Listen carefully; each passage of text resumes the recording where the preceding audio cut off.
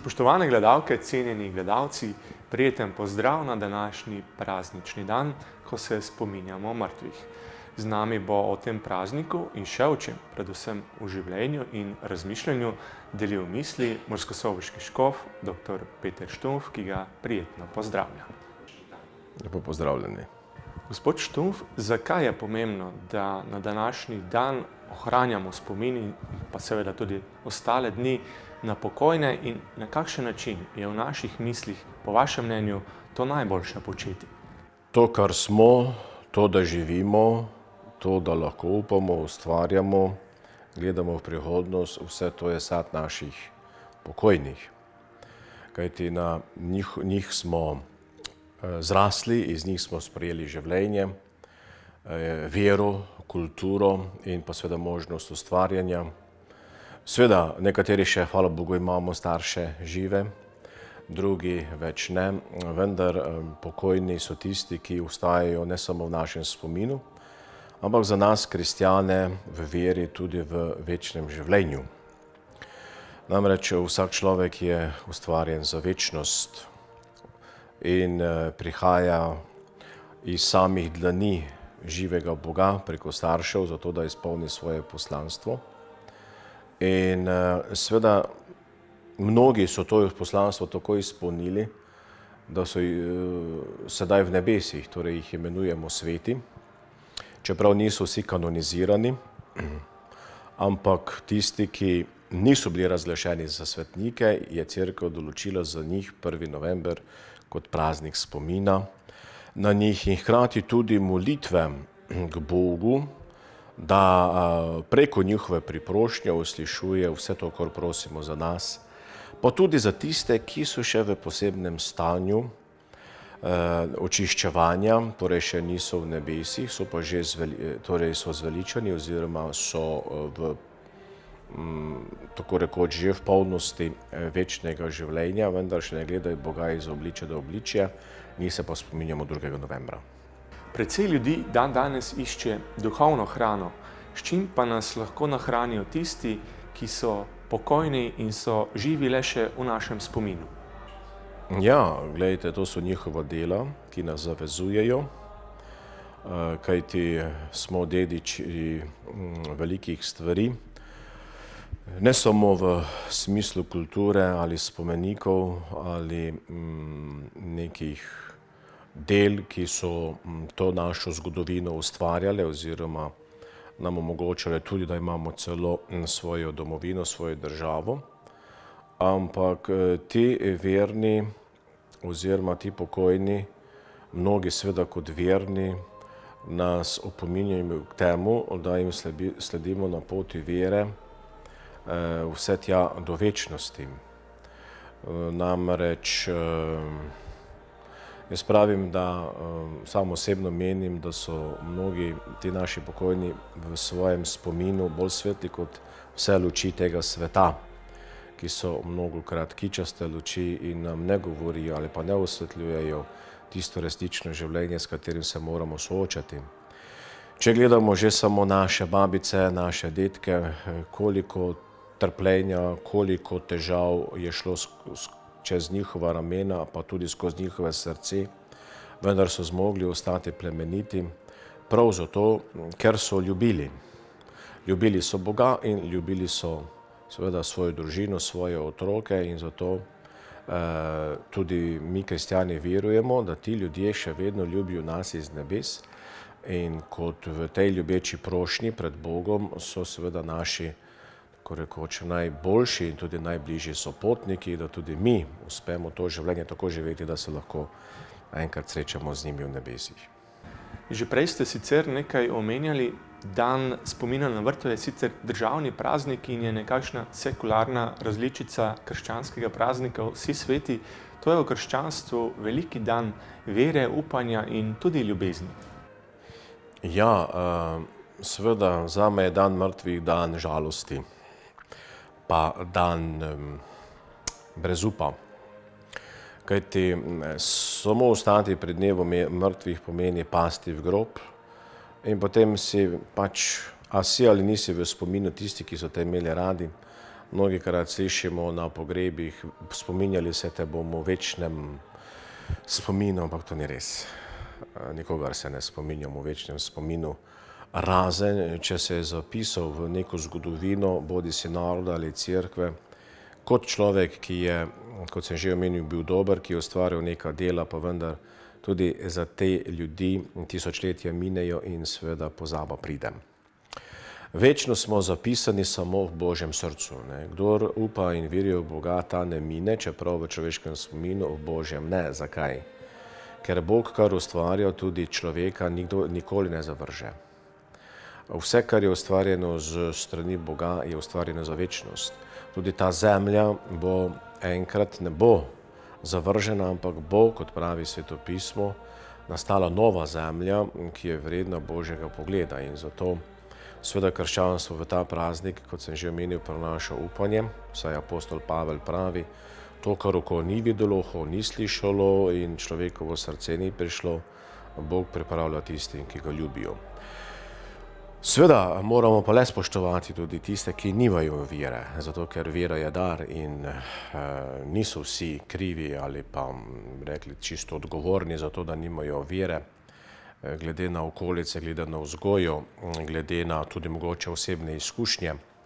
Nekateri ne morejo priti do vere in seveda so iskalci v veri, tudi so iskalci smisla v življenju in tudi tega, a je kaj po smrti ali ni nič po smrti. In zato tudi do teh ljudi smo solidarni tako, da razumemo ta njihova vprašanja, tudi te njihove bolečine, oziroma da jim kažemo tudi z načinom življenja, da je življenje lepo in sicer tako lepo, da se to življenje res ne more končati, ampak smrt postaja samo prak, ob katerem si življenje obriše noge, ko stopi v večno življenje. Tako da vabimo seveda na ta praznik tudi tiste, ki prihajajo na grobove brez vere, da se še naprej trudijo, da ne prepuščajo svoje življenje kar tako v nemar, v nek slučaj, kar pač prinese jutrišnji dan, ampak da iščejo, da se sprašujejo in da seveda včasih tudi prosijo, koga naj se jih spominja v molitvi, čeprav sami ne verijo. Sam namreč to doživljam tudi kot škovo, da se mi tudi tu in tam kdo priporoča v molitev, ki ne veruje, da bi lahko našel smisel v življenju. Tam na vašem namizju v ozadju na računalniku sem opazil podobo velike humanitarke, tudi žal že pokojne matere Tereze, ki prihaja oziroma je prihajala iz Albanije. Kakšno sporočilo lahko po vašem mnenju dan danes ta velika humanitarka, izjemna redovnica prinaša svetu? Zame je ta redovnica zanimiva, predvsem ne samo v humanitarnem, to gotovo vredno občudovanja, ampak si je seveda ne moremo posnemati v taki polnosti, lahko jo občudujemo in si vzamemo kakšne utrinke njenega življenja oziroma njenih gest, tudi sami za zgled, da kaj poskušamo uresničiti v svojem okolju, tudi v odnosu do revnih. Ampak zame je ta redovnica zanimiva v tem, da je 50 let imela somrak duše. Kaj to pomeni? Imela je popolno duhovno temo. To so odkrili šele po njeni smrti v njenem dnevniku, nihče tega ni vedel, da dejansko ni občutila navzočnosti Boga v svojem življenju. In to je bilo zadanje strahovito duhovno trpljenje. To pomeni, da je živela tako v duši, kot da v bistvu Boga ne bi bilo. Ampak šele po 50 letih je nek spovednik, osebni voditelj, torej duhovni voditelj povedal, da je v bistvu ta njena notranja bolečina, ta somrak duše, krik Kristusa na križu, in sicer žejen sem tvoje ljubezni. To pomeni, žejen sem ljubezni do vseh tistih, ki trpijo, ki so revni, ne samo v materialnem smislu, ampak tudi v duhovnem smislu, torej tisti, ki so prazni v sebi, ko nimajo Boga. No in kljub temu, da mati Terezija ni čutila te Božje prisotnosti v svojem življenju, vendar vsak dan, preden je šla do revežev na ulice, pred najsvetejšim zjutraj več kot uro molila, čeprav ni nič čutila, ampak se je tako rekoč vrgla v Božje naročje, ne da bi dobila kakšen božji odgovor. In to je herojstvo vere, ki presega ves razum, vso duhovno stanje. In mislim, da je lahko priprošnjica pred Bogom prav mati Terezija za ljudi, ki iščejo v veri, pa ne morejo najti Boga oziroma ga ne morejo začutiti. Omenjate praznost v srcu. Kaj bi položili na srce vsem tistim, ki so prehitro položili vence na grobove svojih otrok, bližnjih, tistih, ki so nas prehitro zapustili? Zakaj se to zgodi ravno meni? Nam se ob takih trenutkih sprašujemo. To so izjemno težki trenutki. To so težki trenutki in so skrivnostni in v bistvu nanj ni odgovora. Odgovor, zakaj ostaja, vprašanje, zakaj bo ostalo vse življenje, in lahko si ga obetamo ta odgovor šele v nebesih, zakaj se je to zgodilo, da je nekdo izgubil predčasno, torej otroka, ali moža, ženo, ali brata, sestra, ali kogarkoli, recimo v nesreči. Vemo, da so se zdaj v Prekmurju zgodile v zadnjih mesecih hude, tragične nesreče mladih ljudi na cesti, v zraku in podobno. In ta bolečina ostaja v srcih staršev, rekli, nedorečena. Vendar pa, gledajte, lahko bi rekel samo to. Kristus je ob svojem stajenju ohranil svoje rane, ki jih je dobil pri križanju. Rane na rokah, nogah in pa prsih. In jih ni zaprl za vso večnost, tudi te rane ima v nebesih. In skozi te rane gremo mi do našega večnega življenja, torej do Božjega pogleda, ko bomo gledali iz obličja do obličja, torej skozi to bolečino.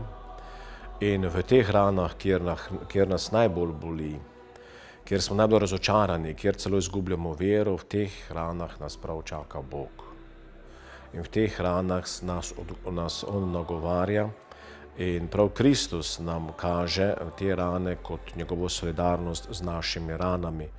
To pomeni, da s temi ranami tudi On stopa v naše rane. In gre tukaj za bolečino duše in pa hkrati tudi mnogokrat za preizkus vere. Namreč enim se v takih trenutkih vero utrdi, eni v takih trenutkih vero izgubijo. In zato smo tukaj predvsem tisti, ki nismo bili tako neposredno prizadeti v tej bolečini prezgodnje smrti, dolžni, da tem ljudem stojimo ob strani, predvsem z ljubečim srcem, z molitvijo, včasih z besedo, koliko je pač ta potrebna, ampak večkrat ni potrebna, ker beseda ne more tukaj dosti povedati, ampak predvsem s kakimi dejanji, s pomočjo oziroma večkrat tudi s poslušanjem tožbe, ki se glasi, zakaj se je zgodilo to meni. In že s tem, ko smo blizu takemu človeku, tudi izpolnjujemo tisto veliko zapoved, ki jo Kristus daje vsem nam, ljubezen do bližnjega. Ne samo do Boga, ampak tudi do bližnjega. Pokojni papež Janez Pavel II. Je nekoč dejal takole: v življenju človeka smrt ni zadnja beseda, kajti človeku je usojena nesmrtnost. O tem lahko govorimo kot o dogmi, po drugi strani pa se je že verjetno večina ljudi kdaj spraševala, kaj sledi, ko se to življenje tukaj na tem planetu konča. Ja, gledajte, Jezus je dejal, vsakdor bo veroval in bo krščen, bo zveličan. To pomeni, da že pri krstu so v nas vsajene kali večnosti, torej kali nesmrtnosti, kali večnega življenja, ki jih seveda potem v svojem življenju lahko razvijemo, lahko jih pa tudi zadušimo. Razvijamo jih lahko, kot se že omenil v tem pogovoru, da imamo svoj odnos do Boga, bodisi v molitvi, v dobrodelih, za nas katoličane tudi v zakramentih. Vendar pa nesmrtnost ima že svoj odsev, tudi tukaj na zemlji, tako najbolj v ljubezni. Recimo, ljubezen gre onkraj smrti. To ljubezen lahko najbolj občutijo člani družin, recimo mož, žena, ki vztrajata drug do drugega v ljubezni desetletja, 50, 60, še več let. tako rekoč v bolezni in v zdravju. In Jezus je dejal, da nihče nima večje ljubezni kot ta, kdor da življenje za svoje prijatelje. Tudi mati, ko daje življenje svojemu otroku, čeprav ve, da se bo rodil otrok z Downovim sindromom, recimo, ali pa še s hujšo prizadetostjo, to pomeni ljubezen, ki gre onkraj smrti. In že takšna ljubezen je odsev večnosti. Potem seveda svetniki. Glejte, da je lahko nekdo proglašen za svetnika, mora dati dokaz za to, da v nebesih tako na njegovo priprošnjo pred Bogom se zgodijo uslišanja. In torej vsak svetnik mora imeti vsaj 2 čudeža, ki sta medicinsko nedokazana, se pravi neraziskana in jih medicina ne da razložiti. Torej gre za čisto fizikalne pojave v človeškem telesu oziroma človeškem zdravju, ki se pač pojavijo mimo nekih naravnih zakonitosti na priprošnjo nekega svetnika, in seveda Bog deluje v tem človeškem življenju čudovito. Prav en duhovnik mi je zdaj pripovedoval pred 3 tedni, kako je poznal osebo, ki je bila zelo bolna za rakom, in se je na njenem telesu torej pojavil velik tumor, rakast, ki pa je nenavadno, čudežno izginjal iz dneva v dan prav zaradi molitve te osebe in neke skupine, in na koncu popolnoma izginil v teku parih dni. In seveda zdravniki tega niso znali razložiti. Tako da odsevi večnosti se dogajajo tako preko priprošnje svetnikov, kot seveda za nas katoličane tudi preko Evharistije. Namreč Evharistija ali sveta maša, ko se med sveto mašo kruh spremeni v Kristusovo telo in vino v Kristusovo kri, gre za nas, za naše pojmovanje, za največji čudež, kajti to, kar ni naravno, torej kar je naravno, postane nadnaravno, prav v kruhu in vinu, in sledi tega so recimo tudi v raznih evharističnih čudežih, ki jih je ogromno v katoliški cerkvi in se še dogajajo. Imamo na primer Ludbreg, to je blizu Varaždina, proti Koprivnici, kraj, kjer se je pred 604 leti, ko je duhovnik maševal in dvomil v resničnosti Jezusove navzočnosti, se je seveda vsebina v kelihu spremenila v vidno kri, ki jo je seveda potem tudi skril in pred smrtjo razvedel, kaj se mu je zgodilo, in seveda ta kri je še sedaj predmet občudovanja in tudi molitve, ki je sveti Jezusove krvi, predvsem v zadnjo nedeljo v avgustu in v zadnjo soboto v avgustu in prvo nedeljo v septembru, ko se zbirajo tam množice ljudi. Torej, ti odsevi so, ampak samo treba jih je videti, treba jih občudovati, treba jih seveda sprejeti.